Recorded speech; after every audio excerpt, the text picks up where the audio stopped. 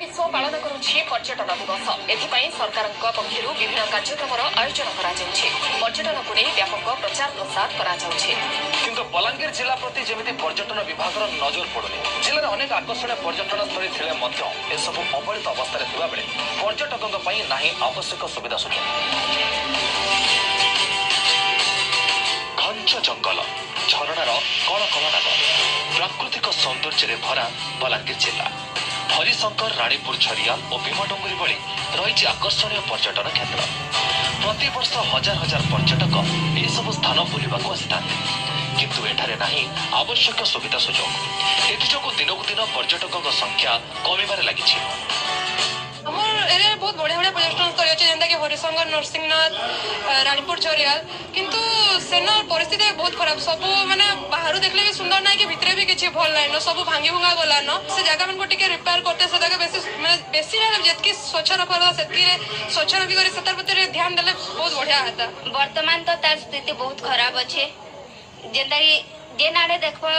सफा सुथरा जगहटे पाइबा लगे आ नहीं पाइबा लोग माने खाई दउछन से जिनिसटा से ने एका पके दउछन जाड लागि कि सेना जगह बहुत अपरिष्कार होछि। जिले में 10टी प्रमुख पर्यटन स्थली रही बेले एमध्य हरिशंकर अन्यतम एठारे उभय शिव और विष्णुंकर बहु पुरातन मंदिर सहित रही 32टी झरणा सेपरी राणीपुर झरियाल रही 64 जोगिनी पीठ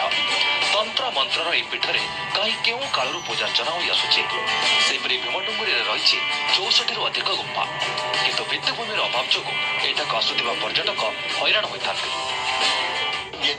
अंचल के पर्यटन केन्द्र सबुन गुफा गुफा पुत्र मान कैमूर राज्य लोक इतिहास के दलन करवार लगी इन लोक चेतना नाइन कि पर्यटन स्थली के उन्नति कले से आय नहीं विवेचना करा तो आमको संज्ञान को रखी दौचे ध्वंस प्राय होगा बसला केंद्र सरकार गत वर्ष केंद्र सरकार मंत्री संस्कृति मंत्री निजे ये पीठर उन्नति करने प्रतिश्रुति देते हरिशंकर ठारे किंतु वर्तमान पर्यंत यही पीठ को कौन सी प्रकार विकासमूलक योजन सामिल करा जाए नहीं।